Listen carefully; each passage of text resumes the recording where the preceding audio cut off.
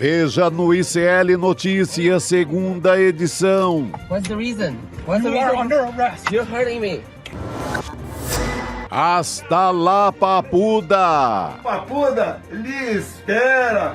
Boa estadia lá, valeu? Valdemar Costa Neto compara carisma de Bolsonaro a Che Guevara e diz que jovens usarão camisetas de Jair no futuro. Remédio como arma do império. Em nova ofensiva, Donald Trump ataca medicamentos genéricos vendidos no Brasil. Guerra sem fim. Israel bombardeia o hospital em Gaza e mata 4 jornalistas. O ICL Notícias, segunda edição, está no ar.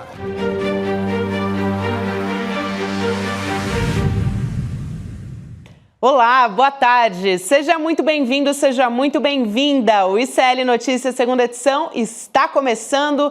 Estamos ao vivo nos canais do Instituto Conhecimento Liberta, Eduardo Moreira.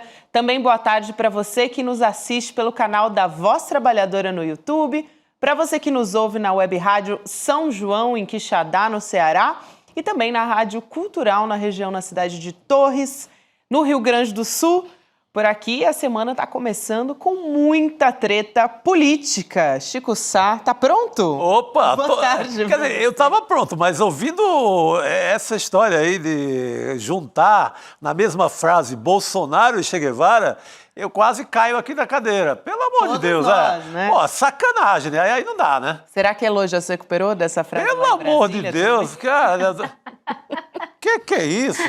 E aí, Elô, boa tarde para você, querida. Gente, tá demais, né? O mundo tá demais, tá demais.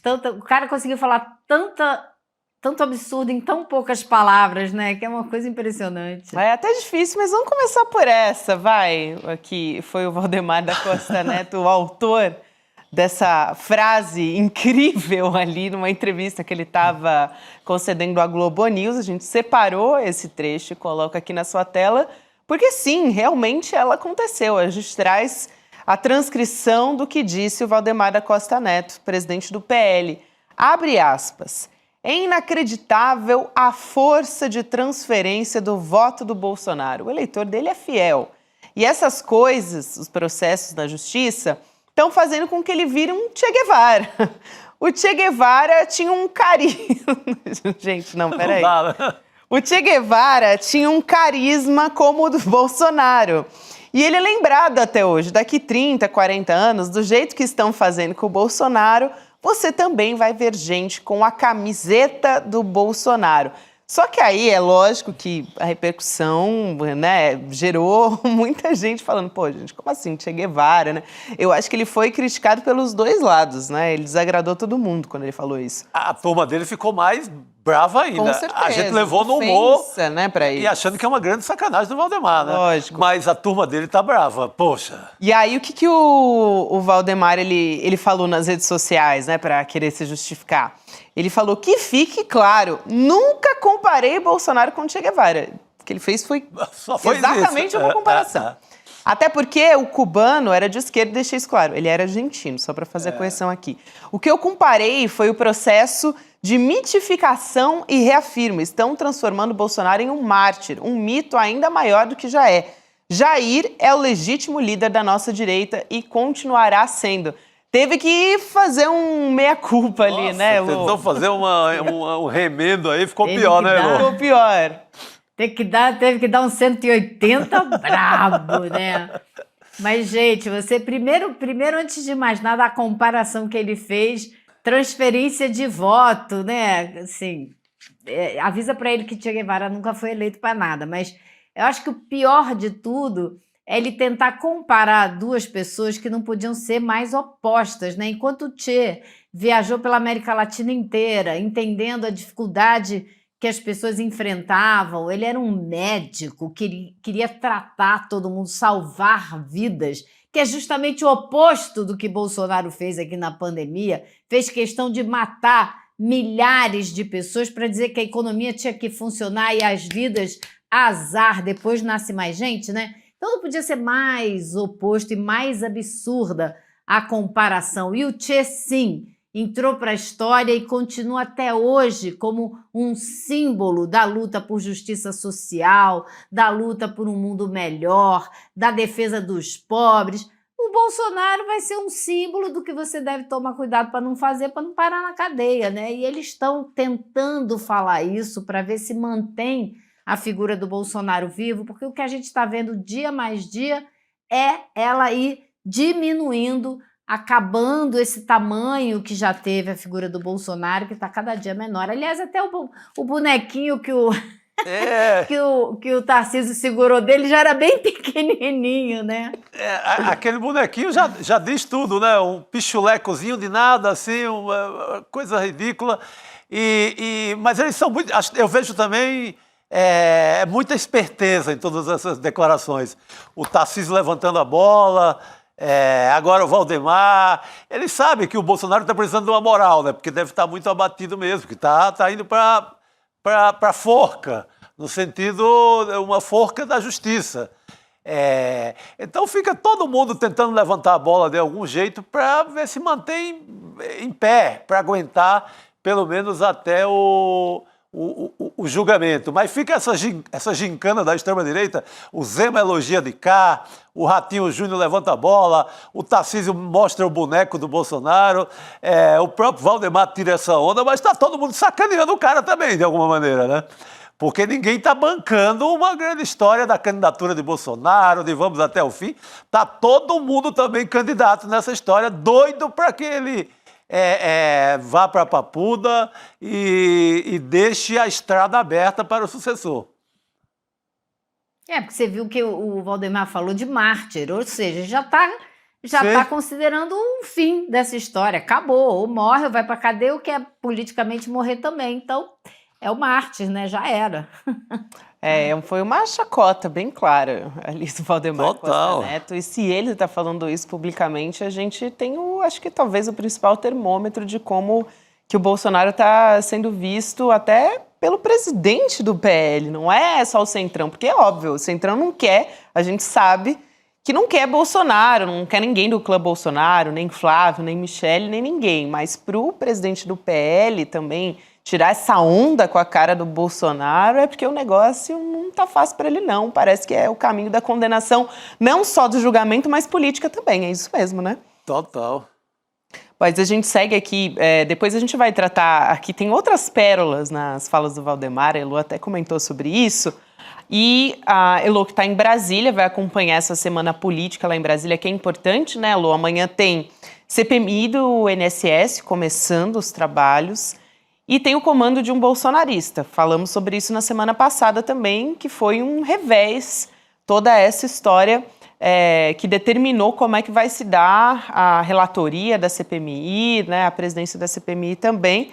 A oposição acabou levando, né, esse favoritismo no lugar do governo, que estava tentando traçar quem aqui ia estar no comando.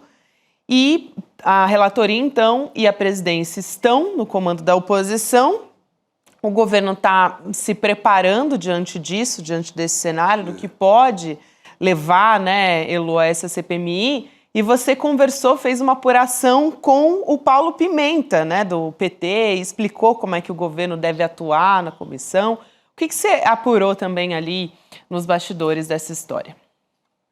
Olha, Gabi, as pessoas que falam abertamente em nome do governo, né, e do PT e tudo, estão todas dizendo que vai ser uma bobagem. Essa CPMI não vai levar a nada. Até que tem gente que não é do governo e fala também que o governo Lula não começou esse escândalo, mas terminou esse escândalo e já ressarciu mais de 80%, ou quase 80%, do dinheiro que foi desviado dos contribuintes. Então, o governo tem um discurso ótimo para enfrentar essa CPMI e quem tem a culpa no cartório, a maior parte, imagina-se que seja justamente o governo Bolsonaro.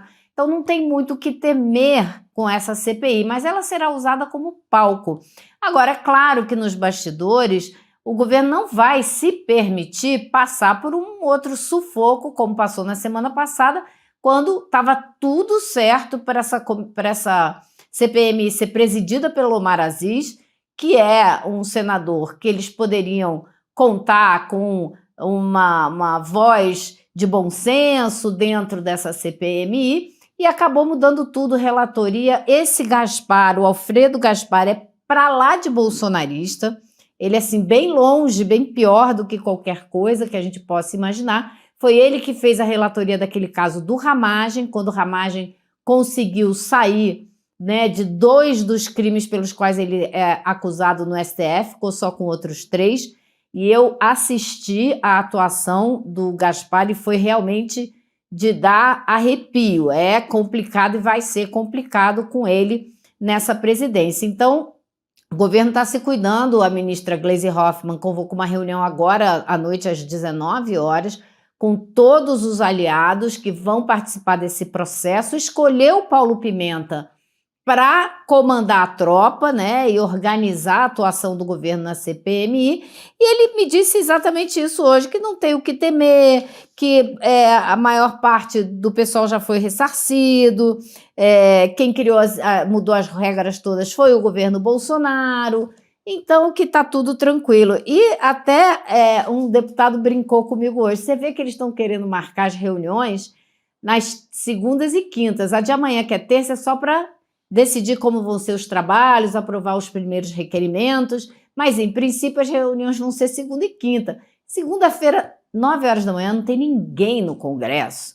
Então, assim, só irão os abnegados e os que tiverem cobrança mesmo para comparecer. Eles estão dizendo que vão disputar audiência com a terça-feira, que tem julgamento dos golpistas no STF. Não vão. Então, tem muita gente achando que essa CPMI não vai dar repercussão. Agora, a direita está sem pauta, então está pegando o que pode pegar. Agora, uma coisa eu tenho que contar para vocês, que eu também descobri agora no fim da tarde.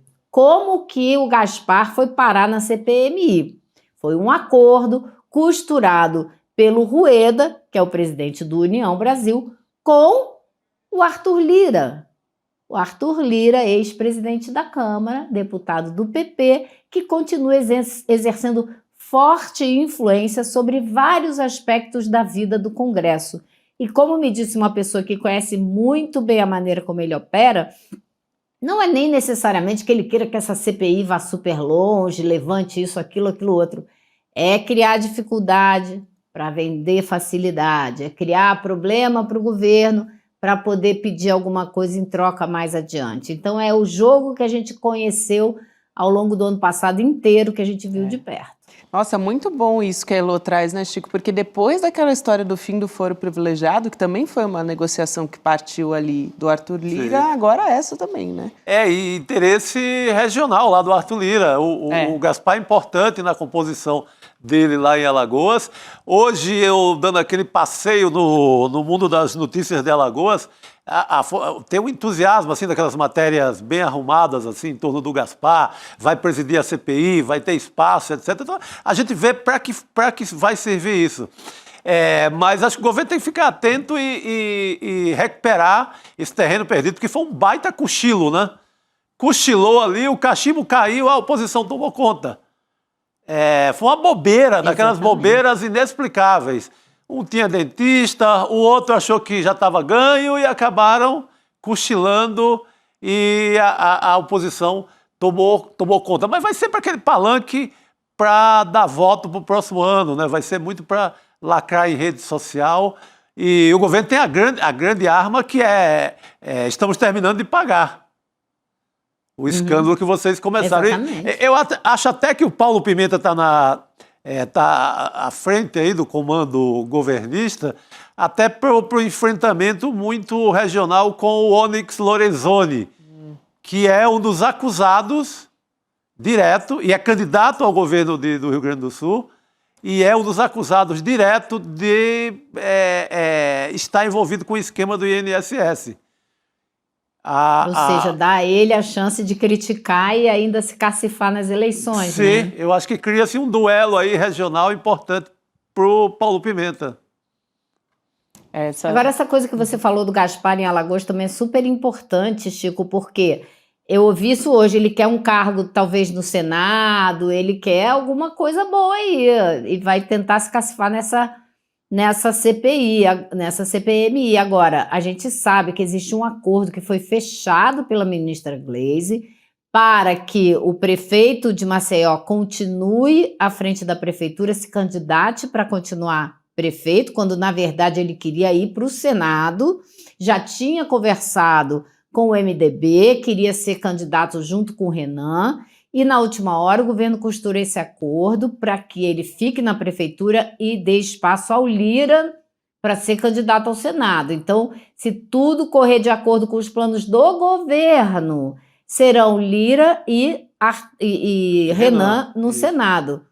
Só que se o Gaspar quiser se candidatar e se cacifar, como é que fica isso? Sim. Não é? Complica. Pode ser um golpe do Lira para atrapalhar o Renan e ainda botar 2 caras da direita no Senado em vez de um só. Então, Pode ser uma armação bota as aí barbas de visando molho, isso.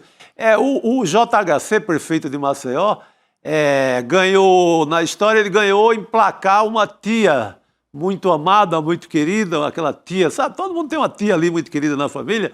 Ele emplacou essa tia no STJ. Por isso que ele abriu mão de uma candidatura. Abriu mão. Vai dar um rolo grande se o Gaspar crescer aí no jogo, né? Mas eu estou apostando que essa CPMI não vai muito longe, não vai levantar muita coisa, não vai. Ela é importante para a direita, porque a direita está sem pauta dentro do Congresso. Então a direita precisa se apegar ao que for possível. Mas eu acho que isso aí vai dar muito grito. Porque eu peguei a lista, Chico, eu peguei a lista de quem está nessa CPMI. O decibel vai ser lá em cima, porque é Marcel von Hatten, Zé Trovão, vem aquela pior turma possível da Câmara para fazer. E se junta um ou outro do Senado, que é aquele Jorge Seife, que liderou a ocupação da mesa do Senado, né? E outras figurinhas mais. Então vai ser muita gritaria, mas eu acho que pouca substância. E quebra aquele discurso, que era um discurso de uma nota só, da oposição, em torno da anistia, a luta pelo Bolsonaro.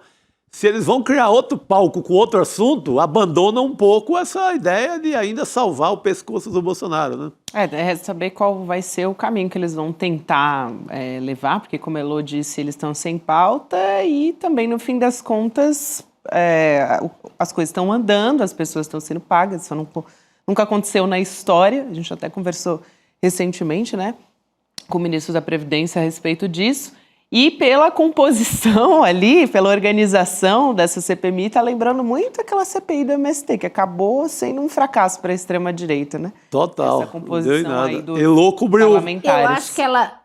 Acho que foi a primeira grande missão da Elô no Brasil, né, Elô? Foi. Na sua Que volta. missão, hein? Exatamente.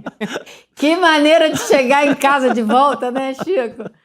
Mas eu acho que ela corre o risco de ser mais parecida com a CPMI do 8 de janeiro, que foi uma CPMI puxada pela direita, que é a direita que quis fazer, e no fim das contas só deu problema para a direita, né? Só que a gente tinha ali Elisiane Gama na relatoria fazendo um excelente trabalho, isso a gente não vai ter. Exato. Então vai ser diferente. De produzir né? um relatório exemplar depois, né? Essa Com certeza. Sim. Agora, a gente tem essa semana outro assunto importante para pautar ali na Câmara dos Deputados, né? Pode ser votado ainda nessa semana aquele projeto para isentar do imposto de renda quem ganha até R$5.000 por mês. Então, pode estar em pauta, né, para votação nessa semana. Só que, Elô, tem uma história em que está se levantando também na imprensa, é que os bolsonaristas, eles que estão sem pauta, como já ressaltou aqui a Elô, a oposição e junto com o Centrão ainda, hein? Então, isso é importante ficar bastante atento. Mas a oposição vai tentar planejar uma bomba fiscal contra o governo. Então, isso foi manchete no portal O Globo, uma apuração da Malu Gaspar, do Globo, porque ela disse que a oposição quer derrubar todas as medidas compensatórias que é justamente o que tornaria viável a isenção, né? Porque você precisa ter uma compensação ali num outro setor para poder justamente conceder essa isenção. Então, essa é uma questão, porque o projeto, é o grande projeto, vamos dizer, que pode marcar mais fortemente o governo Lula, né, Elu? Exatamente. E eles fazendo isso, eles acabam com um princípio básico dessa proposta, que é você tirar um pouco lá de cima para distribuir no andar de baixo. Então, é uma maneira de acabar com o projeto, filosoficamente falando. Eu, na semana passada, acho que eu já tinha comentado com vocês que existia um movimento que o pessoal do Centrão estava fazendo, junto com o Arthur Lira, de querer pegar... O governo apresentou uma medida provisória para compensar aquela derrubada do IOF, né, que a Câmara fez de uma hora para outra, pegou o governo de surpresa, foi uma rasteira feia. Então, o governo fez uma medida previsória para ter a arrecadação direitinho da parte do IOF, que pode fazer, enfim. O que o Lira está querendo fazer, pelo que eu soube? Pegar o que vai entrar de dinheiro com essa medida provisória e jogar para a história da isenção do imposto de renda como compensação, para não tirar dinheiro do andar de cima. E isso aí é inaceitável, né? Porque não tem como, você aperta o governo. Então, isso daí, acho que a base do governo vai aceitar, mas é o que ele está querendo fazer. Isso tudo é muito complicado. Já ouvi dizer também que isso é uma maneira de apresentar uma coisa que coloca um problema para o governo para tentar negociar aquele projeto de lei das prerrogativas parlamentares, que torna impossível processar um parlamentar, que você tem que pedir licença à Câmara dos Deputados para abrir um inquérito para apurar se o cara tem algum envolvimento, digamos assim, supostamente, com desvio de dinheiro de emendas parlamentares, por exemplo, coisa que não acontece de jeito nenhum no parlamento, né? Imagina. Então, o que a gente pode dizer que está na base de toda essa discussão e esse toma lá da cá, é o medo que a grande maioria, não sei se eu devo dizer isso, uma boa parte dos congressistas tem, dos processos que estão sendo abertos em função do aperto que o STF está dando nesse problema das emendas. É isso que está movimentando o Congresso e causando todos esses ruídos e esses problemas que a gente está vendo com a emenda, com o projeto da isenção do imposto de renda, essa tentativa de passar essa coisa das prerrogativas. O que está por baixo é o cagaço que eles estão de caírem no inquérito da Polícia Federal a pedido do STF e vice-versa, né? Então, é isso que está rolando. Explicou tudo. Essa é a palavra, cagaço. Não tem outra. Freud explica. É a fase anal levada a essa turma toda. Não tem outra explicação. É isso aí. É isso aí. O medo está aí. Na geografia humana, o medo está aí. Na anatomia, o medo é localizado aí, segundo Freud. Então a Elo acaba de resolver o problema. E, Chico, tem, assim, pessoas-chave que estão desesperadas, segundo me disseram, assim, no bastidor. Por exemplo, você tem ali o Elmar Nascimento, que quase foi presidente da Câmara. Estava aí entre ele e o Mota e o Antônio Brito. O Elmar Nascimento, o primo e um irmão dele já foram pegos com a boca na botija. O primo dele, eu até mandei uma foto aí pra gente ver. A gente tem essa foto. O primo dele.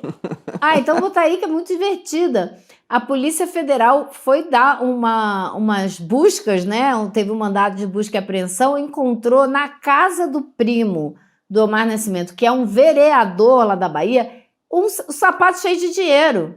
Esse mesmo primo, o tal do Francisquinho, é o cara, talvez vocês se lembrem dessa história, que quando a Polícia Federal foi chegando em dezembro do ano passado, ele jogou uma mala de 200 mil reais pela janela para não ser pego com o dinheiro na mão.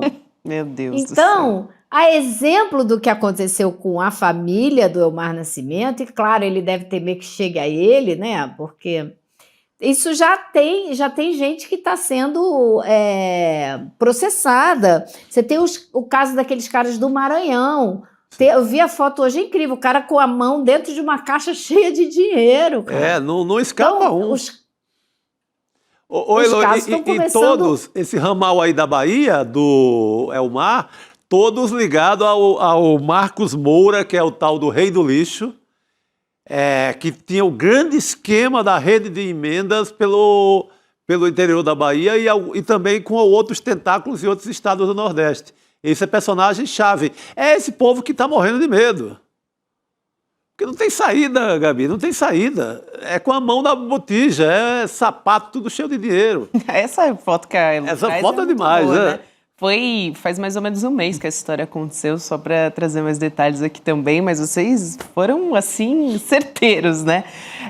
A Polícia Federal, essa imagem que a gente mostrou aí, foi numa apreensão, tinha dinheiro, e ele não quer que saiba que é primo do deputado Elmar Nascimento. Então, assim, só para não fazer o reforço aqui, que esse sapato aí onde foi encontrado dinheiro é do Francisquinho Nascimento, primo do Elmar Nascimento. É uma espécie de Cinderela, né? Das emendas, né? Cinderela das emendas. Isso, exatamente. Porque o sapatinho a polícia pega o sapatinho e vai, pé em pé, assim, dos políticos para ver em que bate. Né?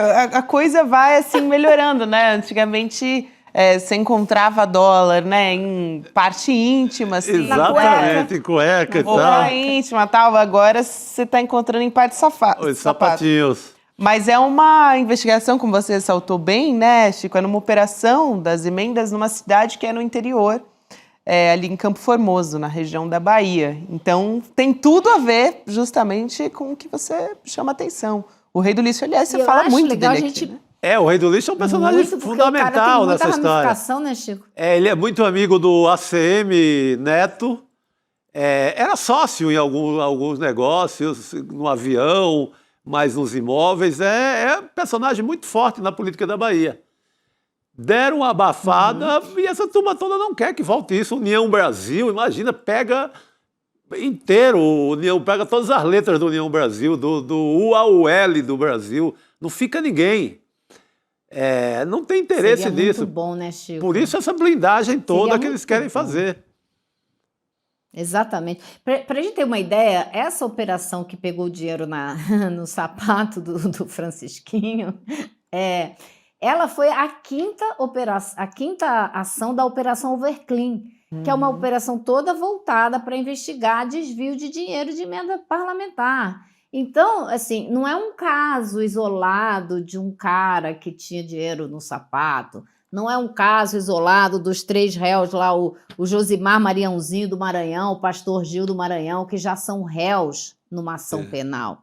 Não é só o caso do Juscelino Filho, que também está sendo investigado, não é só o caso do Félix Mendonça do PDT, não é só... Entendeu? A coisa vai, assim, se multiplicando. Tem gente na mira da Polícia Federal do PT também, tá? O Guimarães, que é líder do governo no Congresso, na Câmara, também existem suspeitas. Então, assim, tem muita gente preocupada, né? A grande maioria dos nomes que eu vi até agora são do PL, mas não quer dizer que sejam só da extrema-direita os responsáveis por esses desvios. Então, isso pode pegar muita gente. Nesse fim de semana, o ministro Flávio Dino tomou mais uma decisão importante, né, Gabi? Exato. Exato, Lu, aqui para dar esses detalhes aqui para a gente fechar essa história, é muito importante você citar isso, porque é ele que está deixando todo mundo tenso, todo mundo preocupado com a fase anal, como você disse, porque ele que mandou investigar as emendas PIX, né, ministro Flávio Dino. São 694 milhões de reais em emendas sem plano de trabalho apresentado. Então, esse número é importante aqui. Eu vou passar de volta para a Elô, mas tem a determinação também, por parte do Flávio Dino, que o Tribunal de Contas da União tem que apresentar detalhes sobre cada um, né, desses recursos aí em até 10 dias. Então, todo mundo aí ficando tenso, porque, enfim, interfere diretamente no trabalho desses parlamentares aí e também no termômetro político no Congresso Nacional, né, Elô? Agora você imagina, né, Gabi? O sujeito tá lá no Congresso, aí resolveu passar uma grana para uma prefeitura, né, dinheiro público, meu, seu, nosso, imposto de renda, e aí ele vai e manda o dinheiro. Ele não faz um projeto, né? Manda o dinheiro descarado aí. mesmo, E sim. quantos e quantos desses casos ele manda o dinheiro exigindo um tanto de volta? Isso já tem levantamento de vários casos assim, né? Desvio de dinheiro porque o cara manda e exige uma propina. Tem gravação de cobrança de propina, gente. Então, isso tem que ser moralizado, isso tem que ser transparente. O cara, para mandar dinheiro, tem que ter um projeto, tem que saber de onde o dinheiro sai, para onde o dinheiro vai, para quê. Tem gente que abre empresa, compra empresa para poder fazer a distribuição de verba, como é o caso da suspeita sobre o Geyer, por exemplo, que ele teria comprado uma empresa só para passar emenda para distribuir verba, claro, para ele ganhar um dinheiro. Enfim, então são muitos. Você vê quantos casos eu já citei aqui, tem muitos outros. Então a investigação continua, a Polícia Federal está trabalhando, o ministro Dino está trabalhando e eles vão ter que se explicar. Não adianta, eles esperneiam, criam situações para forçar o governo, porque eles dizem que é o Flávio Dino trabalhando com o Lula, como se eles combinassem no telefone como é que vai ser. Não. O ministro Flávio Dino está trabalhando, fazendo o trabalho que o STF tem que fazer. E o Lula não tem interferência nisso. Se tivesse, talvez tirasse alguns dos aliados dele da história. Claro. Então não existe isso. Não existe envolvimento. E quem tem medo é porque está devendo alguma coisa. É bom deixar isso bastante claro, né, Elô? Como você fez agora. Valeu, querida. A gente se vê de novo essa semana. Um beijão. Muito bom, Elô. Tchau, pessoal. Obrigado, querida. Boa noite. Bom demais. Ô, Chico, você sabe que, falando em coisa boa, né, que o entrevistado do Chico Pinheiro Entrevista de hoje é excelente, né? Tô ligado. Baita professor, que é o Eugênio Butti, ele também é jornalista, ele é escritor, ele é pesquisador, enfim, fala de mídia, de cidadania. Pensador, né, sobre a mídia, o funcionamento da Verdade. mídia hoje. Verdade, é um grande pensador. E um cara que passou também pelos jornais, tem muito campo de atuação, tem muita... trabalhou muito tempo em jornais, é um grande... Ele cuida da parte teórica, mas não é alguém que inventa coisa. O cara passou pelo chão da redação também. Exatamente. E aí ele, nesses tempos que a gente está discutindo agora há pouco, a gente falava sobre essa questão política, enfim, 8 de janeiro, questão da liberdade de expressão, ele é um especialista em tudo isso. Então a gente vai assistir um trechinho da fala do Eugênio Butti, essa entrevista que é tão importante nos tempos atuais. Vamos lá. O conhecimento preenche o vazio da ignorância. O conhecimento supera a ignorância porque troca o vazio que ela representa por algo estruturado, organizado e aberto a novos conhecimentos. Pois então, a técnica, boa parte da inteligência artificial e essas big techs, que são impérios blindados, ninguém sabe o que acontece lá dentro, elas produziram um outro tipo de ignorância. E essa é uma das dificuldades do nosso tempo. Eu digo que elas produziram a ignorância artificial. A ignorância artificial, ao contrário da ignorância que a gente conhecia, ocupa espaço. Ela é cheia, ela tem peso. Ela é feita dessa quinquilharia que são os filminhos, as luzinhas piscando, as atrações de 10 segundos, tudo isso enche a cabeça.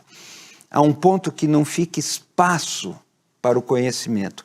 E hoje nós estamos vendo o seguinte: o conhecimento não resolve mais o problema do desconhecimento ou da ignorância. Assim como a informação não resolve mais o problema da desinformação. É um outro tipo de coisa. E aí sim nós estamos vendo nascerem multidões de fanáticos, pessoas como que possuídas por um tipo de paixão muito baixa, muito vil, odienta, e ali não adianta se chegar com conhecimento. Então, como libertar essas pessoas dessa ignorância que ocupa espaço? Essa é uma grande dificuldade.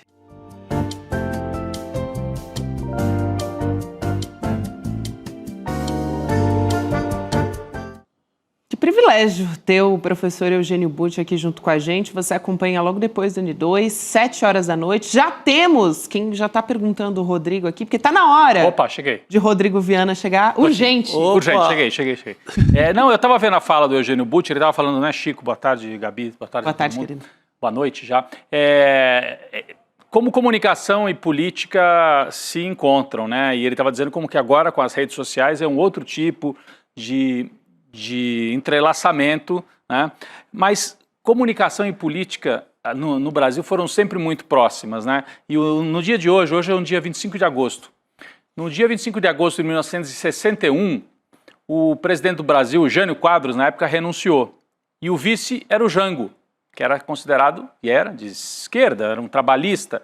Os militares falaram, não toma posse. Foi uma tentativa de dar um golpe, que eles dariam em 64, eles tentaram em 61. E quem que resistiu ao golpe naquele momento, em 1961, quando os militares falaram, o Jango não toma posse? Houve algo no Brasil chamado de Rede da Legalidade, em que o Brizola, que era governador do Rio Grande do Sul, se entrincheirou dentro do palácio, a gente tem até algumas fotos, munido de uma metralhadora, carregando a metralhadora, com trincheiras, mas também com um microfone na mão. Naquela época o rádio, não existia internet, a televisão estava muito no comecinho, mas o rádio tinha um papel fundamental. A Rede da Legalidade, o Brizola instalou as rádios no subterrâneo do Palácio do Piratini, que é a sede do governo, e com as rádios ele resistiu e disse, não vão dar o golpe. Para dar o golpe vão ter que bombardear o palácio. A população foi em torno do palácio. Chegaram a dar ordem de bombardeio. Foi um momento dramático da história brasileira e está fazendo 64 anos hoje o início desse grande movimento em que o povo se armou para defender a democracia e não para derrubar a democracia. Eu acho que é um momento muito legal, muito importante para a história brasileira. Queria só lembrar que foi num dia 25 de agosto. Muito bom. É como o Brizola tivesse comandado uma grande live ali, ó. É isso. Não vou deixar, vamos para cima. O rádio nunca falha, né? O rádio é muito quente. Segurou a onda com o rádio. Depois de várias rádios pelo Brasil começaram a retransmitir a partir do Rio Grande do Sul. Eu conheci a salinha lá no subterrâneo do Palácio, quando o Tarso Genro era governador. Ele levou alguns jornalistas lá, nós fomos conhecer. Uma salinha, Gabi, devia dar assim, um terço, um quarto desse estúdio nosso. Daquela sala o Brizola montou a resistência e, claro, com o povo na rua, armou o povo e fez trincheira e conseguiu virar o jogo e impedir o golpe em 61. E para além da importância, né, de a população mobilizada contra o golpe, tem essa questão, esse componente da comunicação. Que tem tudo a ver com o que o Eugênio Butti vai falar hoje, e também com outros movimentos que estão acontecendo no mundo, também, claro, com casos gravíssimos, como, por exemplo, lá em Gaza, a gente tem jornalistas, quero lembrar aqui que os jornalistas não podem entrar em Gaza para transmitir o que está acontecendo. Então, o que está acontecendo agora é um movimento de a imprensa, né, os grandes portais e meios ao redor do mundo inteiro estão contratando jornalistas palestinos para continuar reportando os horrores do que está acontecendo em Gaza. Eu estou justamente puxando esse gancho aqui, porque o Jamil Chad está vindo conversar com a gente. A gente teve um ataque gravíssimo que foi promovido pelo governo de Israel num hospital na faixa de Gaza. A gente teve a morte de 20 pessoas e, mais uma vez, a gente está falando da morte de jornalistas, 4 jornalistas. Jamil, antes de detalhar aqui quem foram essas vítimas, eu quero dar boa noite para você. Bem-vindo mais uma vez. Boa noite. Boa noite, queridos. Boa noite a todos. E só para deixar muito claro, o Eugênio Butti é o nosso mestre. Ele realmente é uma entrevista imperdível aí, que logo mais vai estar no ar. Só para você ter uma ideia, Gabi, eu dei o meu livro, antes de mais nada, para o Eugênio ler, para saber se ele existia ou não existia como livro. Então, realmente é a minha referência essa entrevista. Eu vou assistir, porque, claro, que o Eugênio, inclusive, ele leu um dos capítulos fundamentais, que era o capítulo sobre o Viking do Capitólio, e é exatamente isso que ele diz na entrevista, de pessoas, como é que você recupera uma pessoa como essa. Eu queria justamente passar pelo teste do Eugênio Butti. Passado pelo teste do Eugênio Butti, pode existir.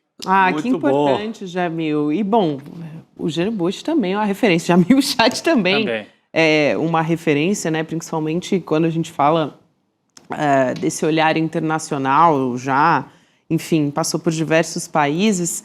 E quando a gente olha para Gaza, né, o Jamil tem acompanhado, claro, que não lá em loco, mais uma vez, nenhum jornalista está autorizado a entrar em Gaza nessa situação, mas a gente teve repórteres, jornalistas que foram mortos, que trabalhavam para a Reuters, que é uma agência de notícias, também para a Associated Press, que é uma outra agência, e da Al Jazeera, mais uma vez, a rede Al Jazeera, que da última vez teve vários jornalistas que foram mortos, entre aqueles 5, acho que 6 eram da rede Al Jazeera. Não, e naquele outro episódio, já não vou interromper, já passamos para o Jamil, no outro episódio o governo de Israel disse que bombardeamos sim, porque um deles era ligado ao Hamas, etc. Isso. E tal. Aí hoje, assim, eles estão matando a rodo, assim, como se... É um negócio impressionante. E foi muito impressionante mesmo, Jamil, porque foram 2 mísseis nesse hospital, né? Então, os jornalistas, eles chegaram no hospital, nesse primeiro momento, Para ver o que estava acontecendo. Para reportar o que estava acontecendo, e aí eles foram mortos num segundo momento, né? Num segundo bombardeio. Então, é lógico que deixa todo mundo estarrecido. Mais uma história que é horrível aqui da gente trazer, né, Jamil? E o Netanyahu, ele não se pronunciou até agora, mas a gente já sabe que quando se pronunciar vai ser mais do mesmo. Olha, Gabi, o que aconteceu? Em primeiro lugar, são crimes sobre crimes, né? Então, você bombardear um hospital, por si só, já seria um crime de guerra. Não há nenhuma dúvida sobre isso. Mas é porque o Hamas utiliza... Ok, ainda que utilize, você não há nenhuma justificativa para você, então, já que um outro grupo armado eventualmente usa, eu então eventualmente posso bombardear um hospital. Não é assim que funciona. O hospital não pode ser usado, obviamente, nem pelo Hamas, mas não pode ser bombardeado em nenhuma circunstância. Então fica muito claro que ali já tinha um crime. E depois o segundo, como você colocou, esses repórteres que chegaram ao local para reportar, para fazer o trabalho, claro, da imprensa, e aí o segundo míssil então atinge. Vamos colocar aqui num contexto mais amplo. Desde outubro de 2023, foram 193 jornalistas mortos em Gaza, apenas em Gaza, 193. E aí, claro, inicialmente, como você colocou, Gabi, o governo israelense dizendo, não, mas na verdade eles não eram repórteres, na verdade eles eram militantes do Hamas, né? E assim, claro, esse argumento foi se desmanchando ao longo dos meses, porque, claro, como você colocou, não eram só repórteres de TVs locais ou de grupos locais. Pouco a pouco, claro, as agências internacionais foram contratando esses palestinos, que são os únicos que estão lá vendo a situação in loco, e, claro, começaram também a ser atingidos. Você acha que a Reuters contrataria um militante do Hamas? É isso mesmo? Não, né? Vamos combinar aqui. Você acha que a Associated Press, uma entidade americana, contrataria um militante do Hamas? Tampouco, né? Então, obviamente, estamos falando aí de um segundo crime, que é justamente esse ataque contra os jornalistas. Tem um elemento muito fundamental nessa história. O governo de Benjamin Netanyahu simplesmente não quer a entrada de jornalistas estrangeiros ali, justamente porque não quer nenhum tipo de provas, de evidências, nem, vamos dizer assim, no contexto histórico, e nem para que o mundo saiba exatamente o que está acontecendo. Então, é uma tática deliberada não permitir que os jornalistas possam entrar em Gaza para reportar sobre o que está acontecendo. Nos últimos meses, tem acontecido um fenômeno muito interessante, não só no Brasil, em vários países. O governo de Israel convidando jornalistas a irem a Israel, né? Não vejo problema algum, todo mundo quer isso, todo mundo faz esse gesto. Por anos, o Brasil também convidou jornalistas para conhecer o Brasil, o governo americano faz isso, o mundo inteiro faz isso. Agora, aceitar hoje um convite de Israel para visitar Israel e não ir a Gaza é, obviamente, algo que vai contra justamente essa tentativa de mostrar o que está acontecendo. Então, se um jornalista for eventualmente convidado por Israel, faço só uma recomendação aqui. Peça para ir para Gaza também. Peça para ir e falar, olha, tá bem, eu aceito o convite de vocês, mas quero ir para Gaza. É uma espécie de condição. Que tal? Topamos? Só para ver o que dizem os israelenses. Eu acho que não vão topar. Não vão topar.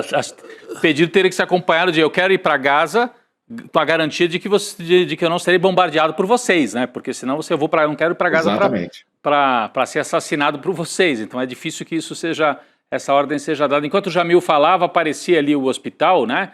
E aí fica claro o que aconteceu. Tem uma espécie de uma escada externa aí, ó.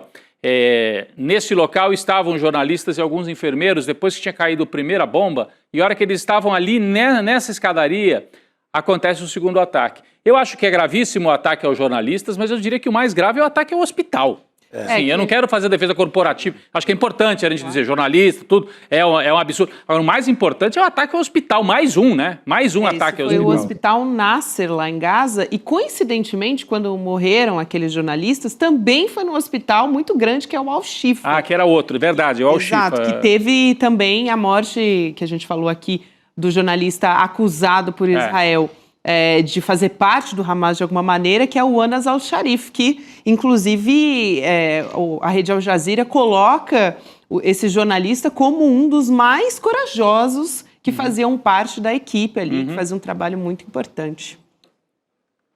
E o mais louco, assim, que eu vendo todas essas notícias hoje, Jamil, tem dia que você tira ali para ver, será que é isso mesmo que estão dizendo, a forma que é noticiado isso no Brasil, ou é só paranoia? Aí você para um pouquinho e vai ver, né?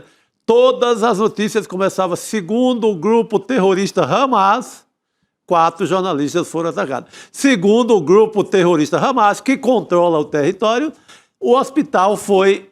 Então você desautoriza na primeira linha, você quer matar a notícia para todos os brasileiros na primeira linha. Ou diminuir, ou reduzir. Quem está dizendo é o Hamas. Gente, não é o Hamas. O Hamas até está dizendo porque o Hamas governa o que sobrou de Gaza. Ele foi eleito para isso. Eu repito. Mas você começa a notícia assim, gente? Pô, pelo amor de Deus. Né? Então, agora, o Hamas diz, mas o fato aconteceu. Tipo, essa polêmica, ela contamina, inclusive, o número de mortos. Por quê? O Ministério da Saúde, que controla, obviamente, controla o que restou de Gaza e que coleta esses números, que obviamente são as autoridades de saúde do local, são obviamente controlados pelo Hamas, sem dúvida nenhuma. Mas sempre foi assim nos últimos anos e, por exemplo, a OMS sempre usou os dados deles para todo tipo de informação sobre saúde em Gaza. Todo tipo de informação, inclusive sobre mortos. Agora que nós estamos aí com 60 mil mortos, né, segundo os dados do Ministério da Saúde, aí vem com esse argumento. Não, mas calma aí, mas esse dado é do Ministério da Saúde do Hamas. Sim, assim como eram todos os outros dados nos últimos 5 anos e que ninguém nunca questionou. Exato.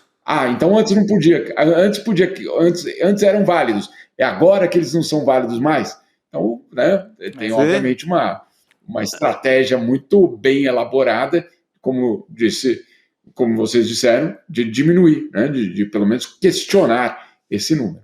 É isso. É por aí. Importante. Jamil, e aí fazendo uma conexão, a gente vai falar dos Estados Unidos, eu sempre procuro lembrar que os Estados Unidos são o maior fornecedor de armas para Israel também, então isso não pode ser excluído, né? Mais um feito que continua, né? Não veio com o governo Donald Trump, mas que permanece no governo Donald Trump. Tem uma outra situação que aconteceu, agora olhando para os Estados Unidos, que é absurda e que faz parte daquele ataque aos imigrantes que o governo Donald Trump vem fazendo. Tem uma brasileira de 28 anos, Alice Barbosa, que foi presa, foi detida de uma forma violenta. Isso aconteceu no final de semana, sábado, em Silver Spring, que é uma cidade que fica em Maryland, eu vi essa imagem, agora me lembrei. Estados Unidos. Dentro do carro? Isso, a gente vai mostrar aqui também, porque ela filmou, né, essa abordagem, ela foi filmada, e dá para ver o que os agentes estão forçando o vidro do carro dela, eles abrem também a porta de uma forma bastante agressiva, eles algemam, eles empurram a Alice também, e tem mais um agravante nessa história, antes de trazer essas imagens aqui, porque a Alice, ela é uma mulher trans, só que esses agentes, eles ficam chamando, se referindo a ela como se ela fosse um homem, né, masculino, e eles não respeitam a identidade de gênero dela. E então, colocaram numa cadeia masculina, se não me engano. Sim. Colocaram numa prisão masculina, numa cela masculina, depois de deter. Então, antes de mostrar essas imagens, só ressaltando aqui, a gente vai mostrar esse vídeo e é uma imagem forte. Então, a gente acompanha a partir de agora. Stop doing that. Why are you doing this? You're under arrest. For what? For what? What are you arresting me for? What's the reason? What's the You are reason? under arrest. You're hurting me. You're under arrest now. Now you are resisting arrest. You're breaking into a car. Not breaking into a car. You're under arrest. Come on. Amiga, eles vão te machucar, amiga. Eles vão te machucar, amiga. Okay, I'm out. On immigration violation. What immigration? Violation. You came in as a B1, B2. You overstayed your immigration I have status in 2019. You gotta Okay, and you've been arrested multiple times and convicted No, that never happened. out of the state of Texas, out of Reeves County.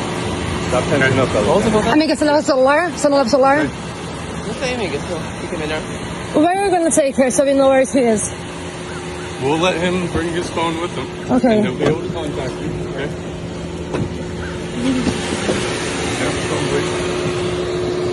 We'll let him contact you, okay? She, please. Chief, we will let her contact you, okay? My left hand. Stop resisting. I'm not resisting. You're breaking my hand. É bastante violento a todo momento, ela tá ali reclamando, né? Ela não ofereceu nenhuma resistência e, enquanto isso, eles estão puxando, né? De uma forma muito violenta. Jamil, mas também essa informação que o Rodrigo ressaltou aqui, ela foi ainda para uma prisão masculina, é isso? O que eu li foi isso, que ela foi para uma prisão masculina. Só para entender, são duas histórias paralelas, dois dramas impostos basicamente pelo governo de Trump, que se encontram basicamente nessa mulher trans brasileira. Uma é a história dos imigrantes, né? E aí ela está sendo presa e eventualmente vai ser deportada justamente por conta da situação dela no país, e isso tem sido uma cena diária nos Estados Unidos hoje, absolutamente diária, com todas as nacionalidades, eu diria, latinas. Então, isso tem acontecido com uma violência e com uma frequência muito grande. Essa imagem no carro, ela passou a ser típica porque eles, de fato, não podem entrar na casa das pessoas, mas eles podem parar as pessoas nos seus carros, porque o carro, obviamente, nós não estamos falando ali da privacidade da residência. Você pode, quer dizer, obviamente, com essa violência ninguém pode, mas, enfim, eles se dão o direito de fazer essa ação nos carros, e por isso essa imagem dos carros sendo parados por autoridades migratórias, e as pessoas sendo retiradas dos carros, às vezes inclusive quebrando o vidro para retirar a pessoa, isso é uma história. A segunda história é em relação à política de gênero de Donald Trump, que desde o dia 1 basicamente disse aquilo que a gente já conheceu no Brasil: meninos vestem azul, meninas vestem rosa. Vocês se lembram disso muito bem. Ou seja, e aí determinados documentos, determinado basicamente de uma forma geral, que só existem basicamente os sexos masculino e feminino, e não há nenhum outro tipo de variação ou de, eu diria, reconhecimento de identidade de gênero a partir dessas duas opções. Então, você só pode se registrar num passaporte, num documento, numa carteira de motorista como homem ou como mulher, e ponto final. E aí, justamente o que o Rodrigo está falando, a consequência disso, uma delas é de que se uma mulher trans é presa, não só uma imigrante, mas se uma mulher trans é presa, ela é levada para um presídio masculino. Isso a ONU já denunciou, os órgãos de direitos humanos já denunciaram, mas obviamente o governo de Donald Trump foi além e basicamente ignorou tudo isso que tem acontecido. No caso dessa brasileira, nós estamos vendo duas histórias que se cruzam: a da deportação de imigrantes, de um lado, e de outro, da situação das mulheres trans nos Estados Unidos. Acontece justamente com a mesma mulher. Não por acaso, a deputada Erika Hilton já protocolou justamente um pedido para que o governo acompanhe. O governo está acompanhando, eu falei com o Itamaraty mais cedo, o Itamaraty está acompanhando essa situação. Agora, claro, é muito complicado, porque o Itamaraty hoje, na verdade, não só o Itamaraty, qualquer outro governo no mundo não tem nenhum tipo de autoridade para garantir nem a dignidade daquela pessoa e nem, obviamente, dialogar com o governo americano para encontrar uma solução. no caso dela, é exatamente essas duas histórias dramáticas do governo Trump se cruzando na mesma pessoa. Uma violação, uma série de violações ali e também, lógico, a violência que acaba, né, sendo aumentada, se cruzam as violências. Tem associações também que estão entrando na justiça, né, Jamil, a ANTRA, Associação Nacional de Travestis e Transsexuais, se pronunciou também, enfim. Mas é isso que você falou, né, Jamil? O Itamaraty acompanha, mas não pode fazer muita coisa em relação a isso. Outros casos, outras violências já foram cometidas pelo governo Donald Trump e essas pessoas acabam muitas vezes voltando para o Brasil e em condições que a gente já sabe quais são. Sem ter contato nem com um advogado, às vezes. Outro aspecto desse... Perdão, Rodrigo. Não, fala. Não, era só para completar. Não, essa violência que a gente vê nessas imagens, e elas se tornaram frequentes nos Estados Unidos, frequentes eu quero dizer diárias mesmo, não estou exagerando, é absolutamente diário. É que com nós brasileiros acontece a cada tanto, mas nos Estados Unidos é uma imagem que diariamente está nas redes sociais ou nas televisões. Isso tem um outro efeito, que é justamente o de causar pânico na comunidade imigrante. Verdade. Mesmo que você esteja de forma regular, mesmo que você, de uma certa forma, não tenha nada a temer. Mas você não sabe se um dia pode acontecer com você. Você não sabe se algum amigo teu, que você sabe que está em situação irregular, pode eventualmente viver essa situação. Então, não é só o ato da deportação. Claro, é o ato da deportação, mas é o ato de instaurar o terror justamente numa comunidade que depois, eu já ouvi de vários brasileiros dizendo o seguinte, olha só, eu não sou criminoso. Só estou aqui trabalhando. Quer saber? Vou embora. Então, é um medo que se instaura que leva, obviamente, a alguns, pelo menos, optarem por voltar ao Brasil ou ao seu país de origem. O que, claro, olha só, para o governo Trump que queria isso, fica até mais barato, sai mais barato. Né? Agora, esse sai mais barato sai via medo, via a instauração do terror. Não à toa a gente falava aqui outro dia também sobre a queda da emissão de vistos estadunidenses para os brasileiros no governo Trump, que acho que tem mais de um componente aí que leva a isso, mas é claro que cenas como essas, né? Ninguém nem quer ir para lá, para os Estados Unidos, para visitar familiar, ou que seja, como turista também, e passar por uma situação Porque dessa. corre o risco de constrangimento. Uma situação vexatória, exatamente. Bom, não é uma novidade, mas realmente as imagens, elas... Ali na imagem tem um momento até que a outra moça que está no carro com a Alice, né, que é a brasileira que foi detida, a mulher trans, o policial fala, eu vou... para onde você vai levá-la? Ele fala, não, ele vai... Aí ela fala, her, ela, por favor, né? Trate por ela. Aí o policial até acho que se corrige, me parece, assim. Foi meio rápido, também não consegui ouvir muito bem. Ele não está preocupado, Rodrigo. Esse não é um tema para ele, né? Para ele tá aprendendo mais um imigrante. Dessa maneira brutal, ele está autorizado a essa brutalidade pelo presidente da República. E depois me chama a atenção também que a amiga fala, eu fico com o seu celular, e aí o guarda fala, não.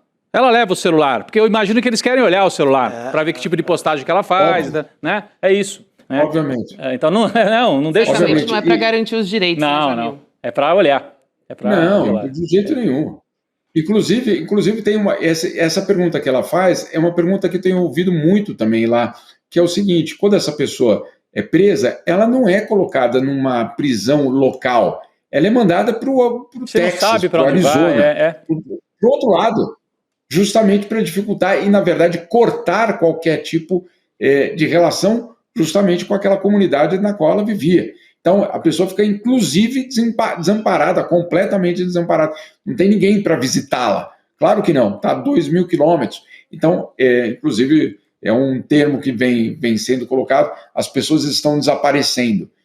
Sim, elas estão sendo mandadas para um outro lugar dos Estados Unidos, longe daquela comunidade onde elas estavam, e, claro, sem, obviamente, capacidade nem jurídica, nem financeira, muitas vezes, de contratar um advogado para, obviamente, tentar fazer algum processo, etc. Então, sim, as pessoas estão desaparecendo. Mais um caso, infelizmente. Jamil, a gente está falando aqui da truculência, né, de vários problemas que a gente levantou aqui, várias problemáticas. em relação à imigração do governo Donald Trump. Tem uma carta, Jamil, que você teve acesso, né, da Organização Médicos Sem Fronteiras também, denunciando essa tentativa do governo dos Estados Unidos de dificultar o acesso a remédios para o Brasil. Essa é uma preocupação, a gente falou até na abertura do programa, porque, obviamente, os mais afetados são os mais pobres, né, que podem ter acesso a remédios mais em conta, mais baratos. Então, o governo Trump está dizendo que a indústria farmacêutica está perdendo dinheiro e espaço no mercado brasileiro. Ele está atacando os remédios genéricos, que são tão populares aqui no Brasil. Essa venda ela é regulada por lei já há muito tempo, desde 1999. O governo Fernando Henrique Cardoso, Sim. portanto, que era ministro, era José Serra ainda. E antes do Serra era um xará do Jamil Haddad, que foi ministro da Saúde do Itamar Franco, foi o primeiro que propôs os genéricos, mas quem implantou mesmo foi o Serra. E aí, Chico, Jamil e também Rodrigo, só para trazer um dado importante sobre o volume total dos medicamentos vendidos no Brasil, essa venda dos remédios genéricos representa 38% desse volume total. E aí, no Farmácia Popular, que é justamente que a população mais pobre tem acesso, representa, né, 85% dos medicamentos vendidos são, então, portanto, esses genéricos. Então, é um impacto tremendo, né? A gente sabe que remédios são produtos que não são de fácil acesso para todo mundo.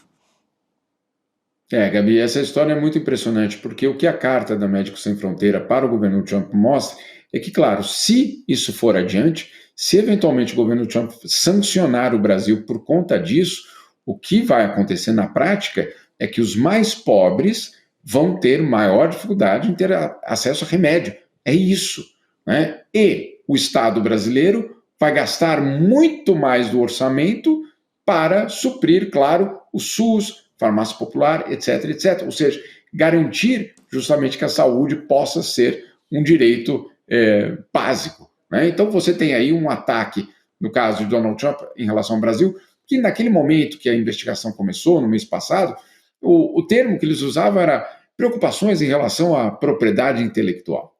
Bom, falando assim, você pode falar, bom, do quê? Né? Da 25 de março? Da bandeirinha ali do time de futebol, da camisa do time de futebol? Não, eles estão falando de remédios, eles estão falando justamente da capacidade que o Brasil teve nos últimos 20 anos, e principalmente desde o Serra, de implementar, na verdade, uma política, de primeiro lugar, de tentativa de autonomia, claro, industrial no país em relação à produção de remédios. Isso nunca atingiu seu objetivo total, mas, obviamente, Fiocruz, Instituto Butantan, foram fundamentais nesse desenvolvimento do SUS nos últimos 20 anos, mas, além disso, claro, poder importar remédios genéricos, né? Que é outro componente fundamental. Então, hoje, vamos dizer assim, a venda de genéricos, ela é um pilar fundamental da saúde no Brasil. Se você ataca isso, você está atacando o próprio sistema de saúde do país. Então, Médicos Sem Fronteira, ao colocar justamente essa questão para o governo Donald Trump, está dizendo, olha, mas saibam que o impacto disso vai ser em vidas. Não vai ser, aquele setor vai ganhar um pouco mais, um pouco menos, tal setor vai ter que desviar a exportação, em vez de exportar para os Estados Unidos, vai exportar para a China. Não, no caso dos remédios, vai representar um custo maior de remédios para uma população que já pena, obviamente, para garantir o seu direito à saúde. Então, é uma demonstração muito clara de que essas sanções americanas contra o Brasil, elas vão muito além do comércio e elas ignoram absolutamente a camada mais popular da população. Eu fico só imaginando essa notícia ser explicada para aqueles que mais precisam de remédios, aqueles que têm tratamentos de médio e longo prazo com doenças crônicas, que isso tudo também tem entre os seus aliados o clã Bolsonaro aplaudindo medidas como essa. Eu fico só imaginando o que é que deve sentir uma mãe que tem que garantir aqueles remédios para os seus filhos, sabendo que aqueles remédios eventualmente vão passar a custar muito mais caro. Não é um pouco mais caro. A gente sabe a diferença entre o remédio genérico e o patenteado, a gente sabe, todo mundo aqui sabe, né? Então imagine só aquela mãe que tem um filho, uma filha com uma doença crônica e que vai precisar dar aquele remédio pelos próximos 15 anos para aquele garoto, para aquela garota, ao saber que entre aqueles que aplaudem as medidas de Donald Trump está o seu próprio, basicamente, ou era, pelo menos, liderança política no país. Boa. Jamil, porque essa família aí, né, o clã Bolsonaro está atingindo mais uma vez, né, vai atingir eventualmente se for sancionado, mas agora a saúde, a população mais pobre principalmente, e num contexto em que a gente teve ampliação recentemente, o Chico bateu muito nessa tecla aqui, do farmácia popular. Né? Esse eu acho que é o ataque mais covarde, que se for feito, sim, ele conversa um pouco com o genocídio do próprio Bolsonaro na pandemia. Ele é da mesma linha, ele é o complemento do serviço sujo feito pelo Bolsonaro na pandemia, que é você tirar o acesso a remédios da população, principalmente da população, tem muita população mais velha que precisa de remédios diários, controle de pressão, que é um remédio distribuído direto em posto de saúde, quem tem diabetes também, que é muito grave. Então, você estabelece uma linha direta entre o genocídio do governo Bolsonaro e agora uma segunda matança, porque você vai matar gente. E é na linha também de mostrar assim, o Brasil, nessa área, é um mau exemplo para aquilo que a turma da extrema-direita bolsonarista defende. O Brasil é um mau exemplo porque leva médicos de graça, através do Mais Médicos, para regiões onde o mercado da medicina não resolve. O Brasil é um mau exemplo porque tem programa, sim, de incentivo à compra de remédio através do farmácia popular, ou porque tem esse outro que nem é de PT, de esquerda, da época do Serra, que é um programa, né, que é consistente, um programa de Estado, do Estado brasileiro, que é de você ter a possibilidade de comprar o remédio genérico por um preço muito mais barato. Isso tudo é mau exemplo. Se você quer baixar uma coisa assim de que tudo é o mercado que resolve, nos Estados Unidos não existe saúde pública, né? Então, você tem que atacar o coração de uma área onde o Brasil que tem tantos problemas, e a gente, né, nós somos os primeiros a falar dos nossos problemas, mas nessa área foi uma área onde o Brasil avançou, ainda tem, claro, problemas no SUS, etc., mas avançou inegavelmente, tanto avançou que está sendo alvo de um ataque que é ideológico, é político e é comercial para defender os laboratórios também lá dos Estados Unidos. Perfeito. É isso mesmo. Olha, só para completar, porque isso é fundamental, o Brasil foi, e na carta que foi mandada pelo governo Trump, isso está sendo colocado na carta, o Brasil foi um dos principais articuladores há 20 anos do direito dos países em desenvolvimento em ter acesso aos remédios genéricos. Começou com Serra, Celso Amorim era o embaixador na OMC, então teve toda uma articulação, inclusive não era do PT apenas, era, obviamente, tinha ali no governo Fernando Henrique, depois o governo Lula continuou e ampliou, enfim, era e é uma pauta transversal, não era algo do PT ou da esquerda, né? Era uma pauta transversal e que, no fundo, catapultou o próprio Serra de ministro da Saúde a governador, a prefeito, etc. A gente lembra muito bem que isso foi, inclusive, usado como um argumento de campanha, eu diria até válido, muito válido, né? Eu garantir remédio não é eu garantir armas, não, eu garantir remédio, é uma outra história muito, muito importante.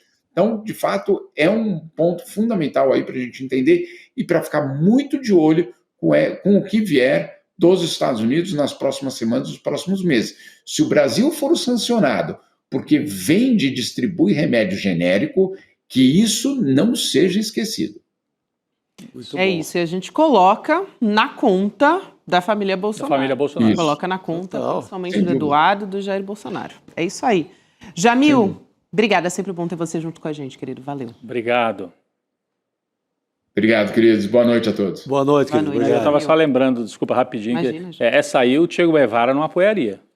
Esse tipo de ataque à saúde, né? Guevara como médico, como né? médico, como socialista e médico. Então, o Jair Guevara Bolsonaro, que está alinhado com o Trump, nessa aí não dá, né? Assim, é um negócio tétrico, né? Um negócio absurdo. Cruel, né? Cruel muito, demais. muito cruel. Agora, daqui a pouquinho a gente vai tirar dúvidas aqui jurídicas. Semana que vem a gente vai ter julgamento do Jair Bolsonaro, dos outros réus na trama golpista, Rodrigo. Mas antes, queria lembrar do despertar, que aliás vai acontecer um pouquinho depois da resolução desse julgamento, que a gente vai ter um encontro com a nossa comunidade. Hoje foram divulgadas as atrações, né? Eu vi que você estavam citando vários nomes ali. O Edu trouxe de manhã no N1, eu assisti, né, vários nomes que estarão lá. Incluindo a gente vai estar lá também. Não, a gente vai, mas assim, nomes de fora. A equipe do CL estará lá, a equipe do jornalismo, etc. Mas também vários convidados especiais, de autoridades, artistas, enfim, comunicadores, palestrantes, líderes de várias áreas, né, Gabi? São muitos, não dá pra gente citar todo mundo aqui, mas dentre eles, assim, me chamou muita atenção que a gente vai chamar o Miguel Nicoleles. Também o Nicoleles, dos maiores cientistas do mundo, e que é um brasileiro. Vai ter, a gente estava falando aqui no Che Guevara, a Leida Guevara vai estar lá também. É verdade, a Leida Guevara estará lá, que sensacional. Guevara, também é uma das convidadas especiais, só aqui para citar alguns, mas vão ter vários ministros também. Marina Silva, né? Marina Silva, também a Margarete Menezes, Luiz Felipe Vieira de Mello, enfim, analistas, né? Professores que alguns já são conhecidos aqui da nossa comunidade. Castro Rocha. Lógico, o Gessé também. Gessé e Castro Rocha, isso. Mais o Felipe Nunes, que é... Ótima leitura política para o ano que vem, né? Exatamente. Então, muita gente de peso aqui vai estar junto com a gente. Vou recomendar as pessoas a conseguirem os ingressos, que, aliás, já estão esgotando muito, muito rápido, em despertar2025.com.br. Garante, vai ser aqui no dia 19 e 20 de setembro em São Paulo, no Espaço Vibra. Então, vem com a gente. Isso aí. Tem muita coisa boa. Vamos seguir aqui conversando sobre essa questão relacionada ao julgamento. Tem outras dúvidas jurídicas que estão aparecendo por aqui.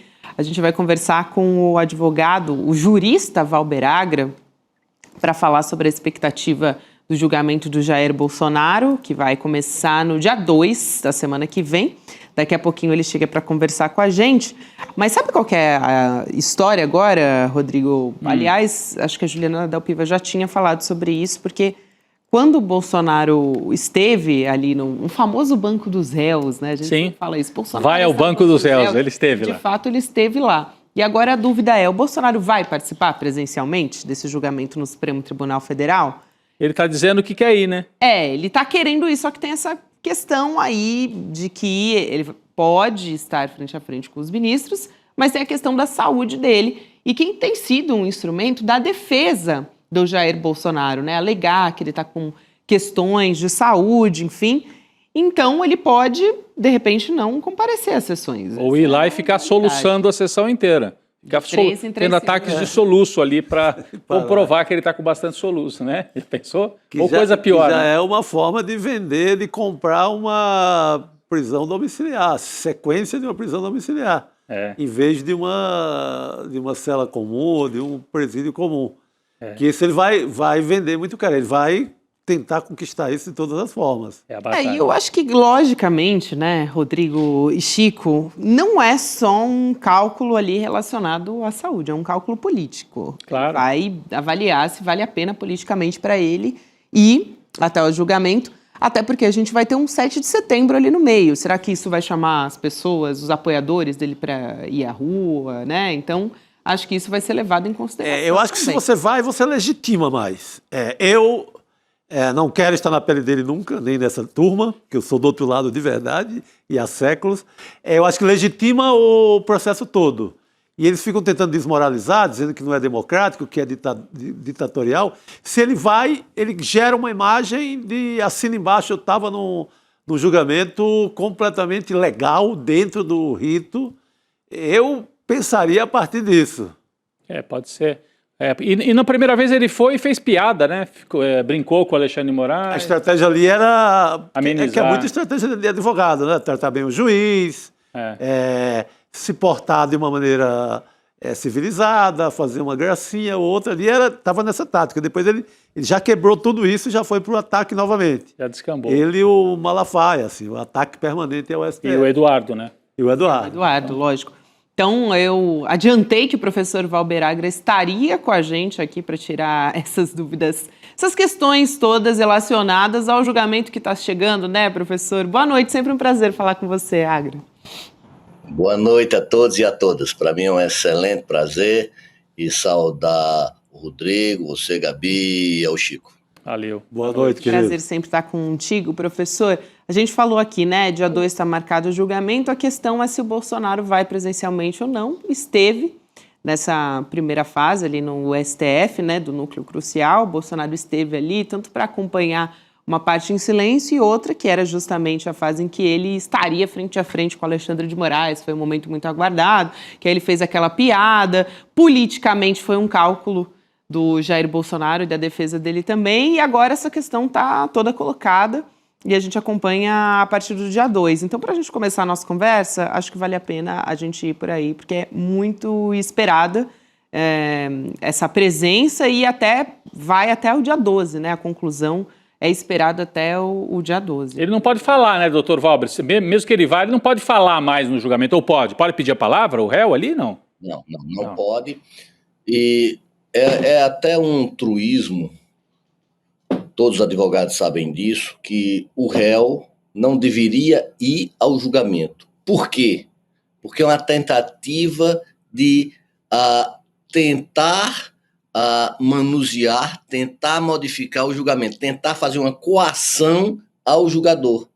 Então, todos sabem disso. Se o Bolsonaro for ao julgamento, ele não vai ser mais dada a palavra, ele não vai ser mais ouvido no processo como foi anteriormente, porque a oitiva do réu é uma das fases processuais. Se ele for agora, é óbvio que ele vai tentar dividendos metajurídicos, ou seja, tentar algo que não está na lei. Então isso para nós, para o mundo jurídico, é muito claro. É uma tentativa de forçar, de coartar o julgamento do STF, o que é inútil, obviamente. E, professor, não sei se vocês têm mais uma questão ligada ao julgamento, Chico e Rodrigo. Não, eu tenho mais uma, não sei se o Chico... Não, a questão, eu até já fiz em outras oportunidades essa pergunta, mas eu acho que é importante, que hoje surgiu de volta essa história de que se não houver unanimidade, pode haver um recurso que é o tal do embargo infringente, né? Então eu queria saber, é isso mesmo? Isso poderia adiar por quantos meses ou por quantas semanas? Vamos dizer que o Fux vote divergente. E divergente não é necessariamente absolver. Ele pode entender que daqueles 5 crimes tem 2 que são conexos e daí você tem que juntar. Isso. Enfim, tem questões técnicas. Queria que o Dr. Valber explicasse. Se o Luiz Fux divergir, basta para ter um prazo maior e para isso se alongar até talvez o começo do ano que vem? Ou não? Primeiro, tecnicamente, e segundo, se ele acredita que vai acontecer, né? Se isso pode acontecer. Olha, as provas são muito rontudas, são muito autoevidentes. Ninguém vai negar o fato. Você veja, mesmo o pessoal da direita, eles tergiversam, mas não nega o fato, porque o fato está aí, é público, notório, então não tem o que fazer. Vamos supor que haja como é que eu posso dizer, uma divergência em aspectos laterais. Isso pode ensejar o recurso? Pode. Esse recurso base em quê, mais ou menos, de tempo? 1 mês. Ou seja, é o jogo jurídico. Por ser Bolsonaro, nós não podemos tirar ou colocar prerrogativas. Deve ser um julgamento idôneo, como deve ser para Bolsonaro ou para qualquer um outro. E isso eles não podem negar, que todas as garantias processuais devidas ao réu Jair Messias Bolsonaro estão sendo concretizadas nesse processo. Então, se for mais 1 mês ou alguma coisa, não vejo como relevante. Agora, que esse ano nós teremos uma decisão, nós teremos, e de forma muito curial, amigos. Aliás, eu queria aproveitar também, doutor Valber e professor também, porque semana passada a gente conversou com o doutor Fernando Fernandes a respeito do indiciamento tanto do Jair Bolsonaro quanto também do caso que o Eduardo, o Paulo Figueiredo também participam por coação. Isso interfere em alguma medida ou pode interferir nessa questão do julgamento, do golpe? Veja, a coação é algo que o Brasil todo viu. Uhum. Veja, eles são réus confessos. O Eduardo Bolsonaro deixou isso muito claro, que estava tentando coagir a justiça para dar uma anistia ao pai. Isso daí ele repetiu assim várias vezes. Ou seja, uma confissão, para mim, algo que me choca pela crueza, pela a disfarçatez, pelo método direto que ele assim o fez. Então, veja, isso pode repercutir no processo. Na segunda decisão, ele sendo condenado para agora, ele deixa de ser réu primário, a culpabilidade já aumenta e pode ter uma sanção. Mas eu acho que a segunda, a questão não é ter um senso sádico. Que o Bolsonaro vai ser condenado, deve cumprir pena, todo mundo já sabe. Isso aí não é grande novidade. Agora, e o Eduardo? O que ele está fazendo contra o Brasil? Veja, é mais pesaroso porque ele conseguiu dobrar, ele conseguiu fazer que uma lei fosse desviada para punir só o Brasil. Veja, porque assim, nós olhamos o aspecto jurídico, mas nós deixamos de lado o aspecto econômico. Essas sanções norte-americanas é uma insensatez completa. Por quê? Porque só quem vai se aproveitar disso vai ser a China.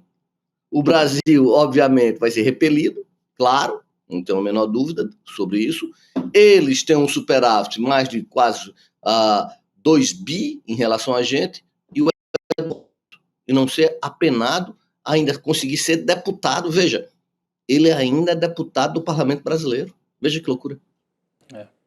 Mas eu acho que, desculpa até insistir nessa questão, professor, mas a minha dúvida é a seguinte, né? Porque nessa fase do indiciamento, foi recolhida uma série assim, de provas no celular do Bolsonaro. Antes até já tinha, mas agora a Polícia Federal conseguiu recuperar mensagens, né, áudios, um monte de coisa, até um documento ali editado que a defesa do Jair Bolsonaro disse que foi enviado para o celular dele.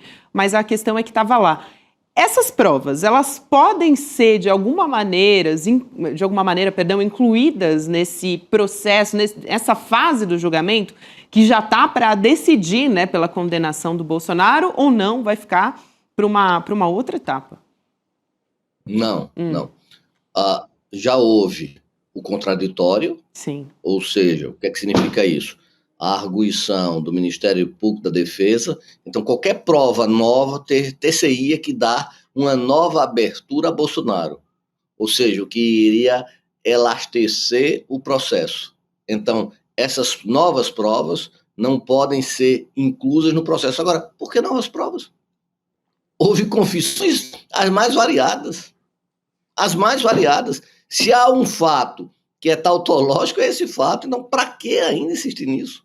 Eu acho que seria juridicamente e até de forma pragmática um erro crucial. Essas provas vão ser anexadas em um outro processo, que é esse de tentativa de coação e de obstrução à justiça.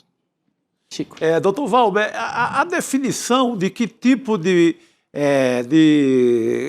prisão vai ser determinado, ela já vem com a sentença a partir do dia 2 ou fica para depois? Por exemplo, nota-se que há uma tese da defesa de tentar uma prisão, tentar a sequência da prisão domiciliar. Isso a defesa já pode reivindicar durante o final do julgamento agora, ou isso é uma etapa posterior? Que tipo de prisão ele vai cumprir? Na sentença, quando for proclamada a sentença, já vai dizer o tipo de regime ao qual ele vai cumprir. Acima de 8 anos, regime fechado. Contudo, se as condições de saúde dele forem consequências graves, o juiz pode, obviamente, combinar uma prisão domiciliar. Mas isso vai depender de um monte de laudos. Eu acho que eu não gosto de ser pitonisa, de prever o futuro, sim, mas eu acho que vai começar a ser regime fechado, e aí vão pedir os exames, e se os exames forem clarividentes nesse sentido, ele deve ir para o regime domiciliar, como seria para mim, para você, ou para qualquer um que tivesse na balha. Ou seja, prerrogativas de cidadania, e não prerrogativas de um sadismo desmensurado. Muito bom. Aqui, muito rapidamente, porque eu sei que daqui a pouquinho o programa vai encerrar, mas tem a informação de que a PGR tem até amanhã da próxima quarta-feira para se manifestar sobre essa defesa do Bolsonaro relacionada àquele documento que foi encontrado no celular do Bolsonaro, porque, enfim, o que aconteceu ali, né, desse documento? O Bolsonaro estava pedindo formalmente nesse documento um asilo político para o Javier Milei, da Argentina. Depois a defesa respondeu, dizendo que, na verdade, isso foi cogitado, foi só levantado, mas não foi o Bolsonaro que pediu, enfim. Questão é, defesa do Bolsonaro se manifestando e tem esse prazo que foi estabelecido para a PGR pelo Alexandre de Moraes, pelo ministro do Supremo Tribunal Federal, né? Agora, ficou muito claro nesse documento, doutor Valber, que era editável ainda, mas existia uma intenção ali, o Bolsonaro estava cogitando uma fuga do Brasil por conta do 8 de janeiro, ele sabia que seria julgado, e ali nesse documento isso ficou bastante claro, né? Olha, eu acho algo muito mais grave, porque se ele quisesse pedir um asilo, ele teria feito isso há muito tempo. Ele tinha certeza da sua impunidade. Tanto é que não o fez. Ou seja, para ele, de forma muito clara, ele dizia, as leis valem muito, mas não para mim. Então, essa minuta do asilo, já houve minuta do golpe, agora minuta do asilo, ela tem relevância dentro do processo? Claro que não. Claro que não.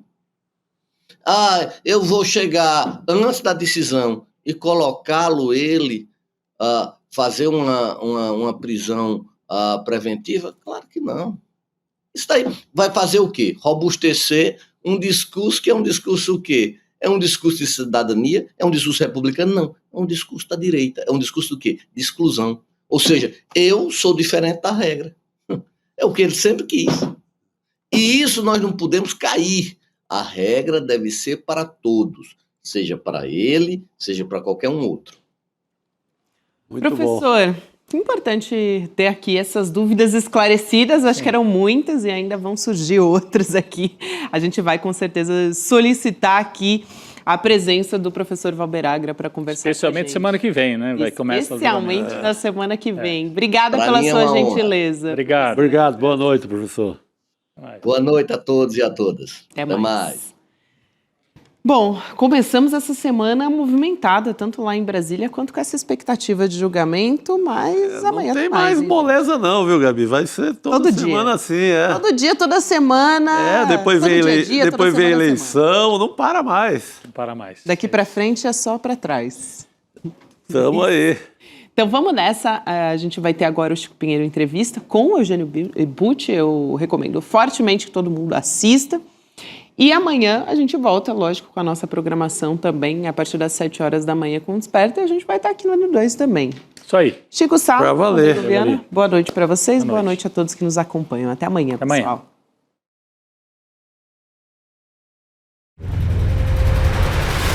Em 2024, milhares de pessoas de todo o Brasil se reuniram para um encontro memorável.